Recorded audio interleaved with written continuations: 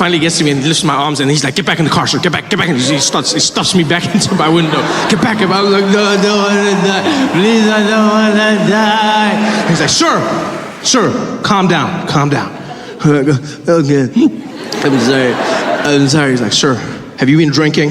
I said, no, sir, I haven't been drinking. I said, okay, calm down.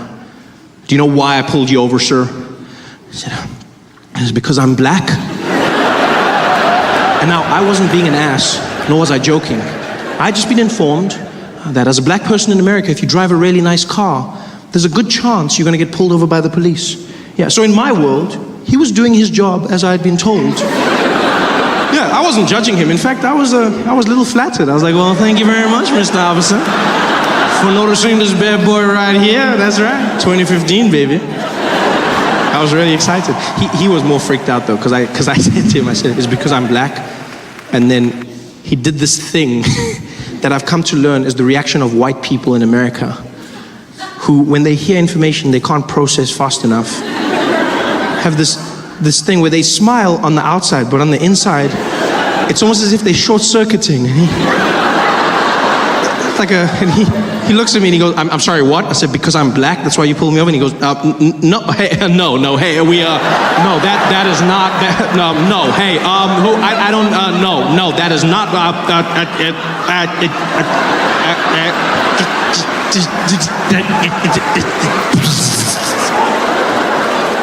I felt so bad for him. Yeah. I think we both learned a lot that day, the two of us. Grew from that experience. I was speeding, that's why he pulled me over. But he let me go.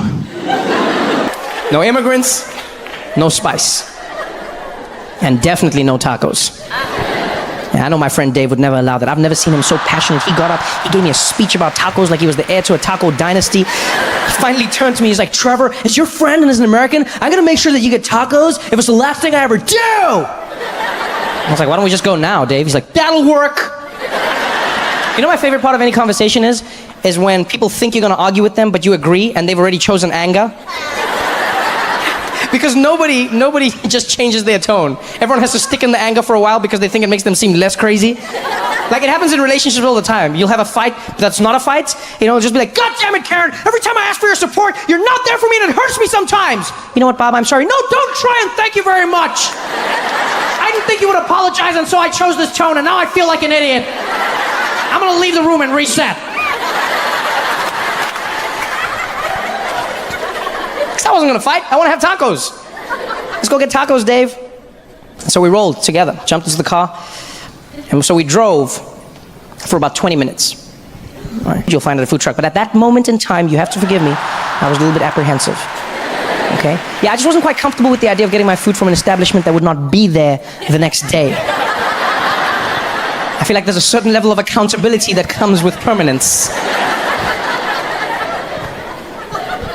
Dave was adamant though, he's like, dude, you gotta get it from a truck, dude, that's how you know it's real. I was like, all right, well, let's just get this over with, let's do it. So I hop out of the car, walk up to the truck, and it was definitely a taco truck because there's a sign above it flashing that read, tacos. Tacos. By the way, weird piece of trivia about me as a person, I hate signs that flash but don't change. Yeah, I always feel like a sign shouldn't be allowed to flash unless it intermittently changes to some other information. Otherwise, I think that's wasted suspense. It should be illegal. Because it always catches my eye, and then I wait for something else, like tacos, and tacos. And what else? Tacos. Anything else? Tacos. Just stay on tacos! Anyway, now I'm irritated. I walk up to the truck, and as I get there, this little dude pops out, and he was in a completely different mood to me. You could tell. He just popped his head. I was like, hey, how you doing, man? You want some tacos? I said, it would be awkward if we didn't. He says, what? Oh, yeah, of course, man, of course. But you never know. Maybe you want something else, yeah? I said, what else do you have, my friend? He said, no, nothing, man. It's a taco truck. I said, thank you. Thank you. That's a moment of my life I'll never get back. Thank you very much. He said, no, calmate, man. I'm just saying, you know, I don't want to waste your time. You want tacos? Let's do tacos. How many tacos do you want, my friend? I said, well, I don't know how many tacos to get, sir. I've never had tacos before. He said, you've never had tacos? I said, no, I have. You've never had tacos? I was like, oh, you should meet my friend Dave. Because like, I'm not gonna order food when I don't know what it is, okay? I don't know what the quantities are. I don't know what tacos are. I don't know what taco is. I don't know what taco be. Okay, what do you say? How many do you get? Because just now I'm gonna be like, give me 5. What if tacos like little pigs or something? I'm like, give me 5. Next thing I'm walking home with this, wee, wee, wee. And that's how I started my farm. I have no clue what these things are. So I'm like, yo, man, I just want to try the food. Just give me enough to try. He's like, okay, you just drank it out. 2 tacos is enough, my friend. I said, okay, then give me 2 tacos. He's like, 2 tacos, coming up. Guy goes to the back, starts preparing the food. I have no clue what's coming out.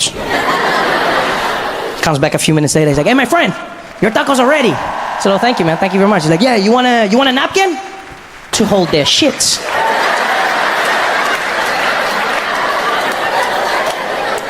The thing for your mouth we call a serviette. But I didn't know that, so at this point, this man had just turned to me, offered me food, and then said, you want a napkin? I said, I'm sorry, I'm confused. Why would I want a napkin? So, you know, man, for the mess afterwards.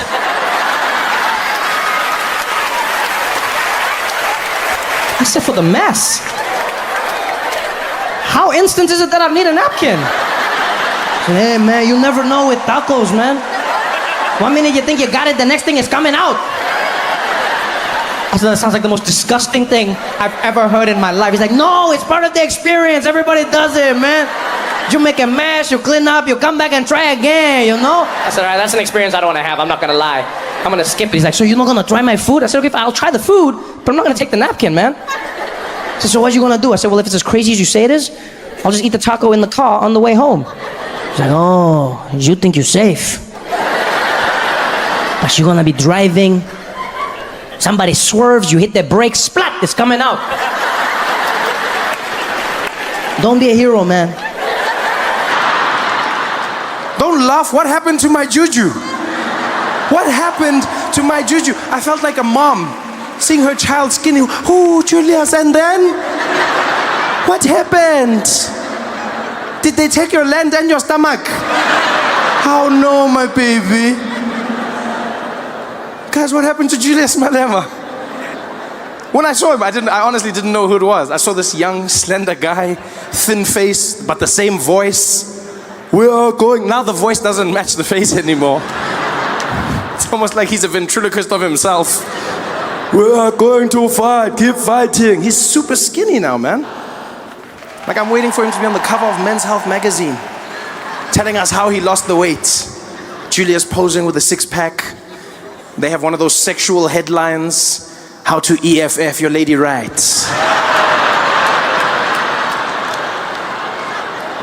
10 steps to get a body like Juju.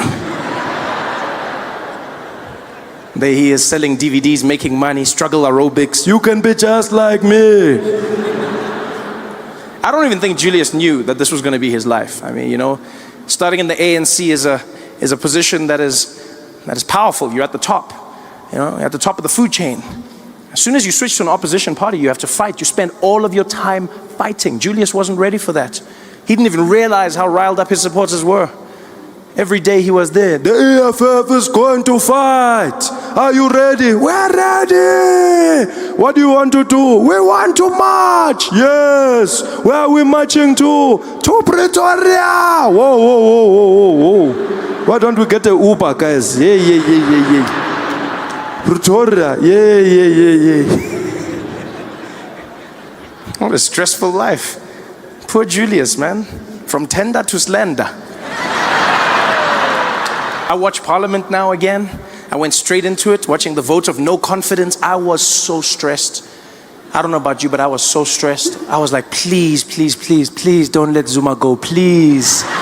Don't let Zuma go. My jokes, all of my jokes, please. Because I mean, I know I've got Donald Trump, but it's not the same, guys. It's not the same. I want Trump and I want Zuma in my life. I want balance. Because you see, the thing is, like South African politicians, they're crazy and they're fun, right? But they're benign. They're not dangerous.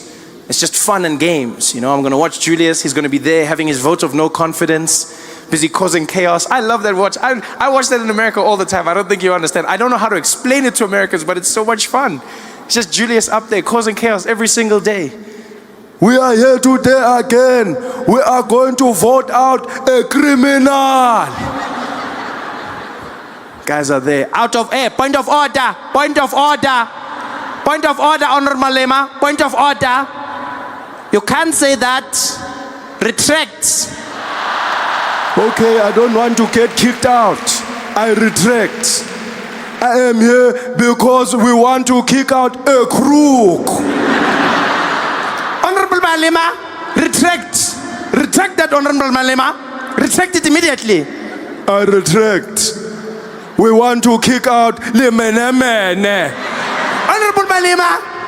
Honorable Malema, retract. Retract. Unconditionally. Okay. I retract. Unconditionally. Here's my question. Why do they have to keep calling the person honorable when they're doing crazy shit? They say that to me all the time. And by the way, can I just say, I appreciate every single one of you that watches The Daily Show in South Africa. I appreciate that. You're one of the biggest parts of my success. People didn't believe it. People didn't expect it. They didn't even know. They were shocked. South Africa is the #1 largest market of Daily Show viewers outside of the United States.